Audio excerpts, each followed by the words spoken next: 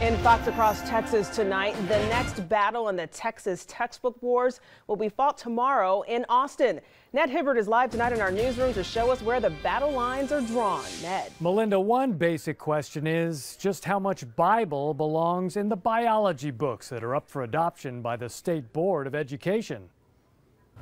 Page 500 something is the dinos. Dinosaurs living alongside humans? Science says no, but this biology textbook says maybe. But it says something that all these bills keep getting introduced. Zach Coplin is on a campaign to keep creationism out of public schools, just as the Supreme Court ruled 26 years ago. It's against the separation of church and state. It's unconstitutional. Texas is ground zero by virtue of the sheer size of its textbook market. When textbook publishers write a textbook for Texas, they sell it all over the country.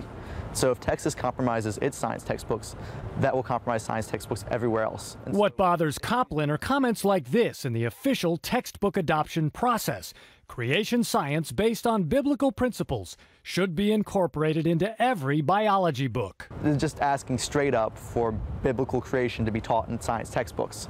And that was from a supposed expert reviewer appointed by the State Board of Education. A board Coplin says is stacked with creationists inclined to bend science curricula to fit their religious views. The reviewer who irked Coplin is a senior lecturer in nutrition who told me via email her views are hers alone. Quote, "Any statements made were my own personal beliefs." Texas has long been known to tinker with its textbooks. I was just flabbergasted that this was the view of history that was being perpetuated. Madhuri Venkateswar says her high school American history text contained a whopper of a claim there in Chapter 1. Here's how she recalls the sentence. Then the settlers did the Native Americans a favor by intermarrying with their women and impregnating their women.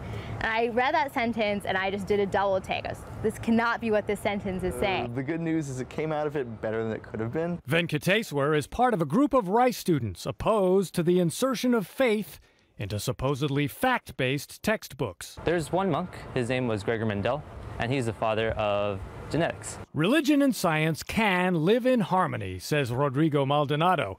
He is Catholic and Henry Baer is Christian. Both accept evolution, saying scientific evidence doesn't threaten their faith. Creationism, it's just not, it's not science, so it doesn't make any sense to have them in the same curriculum.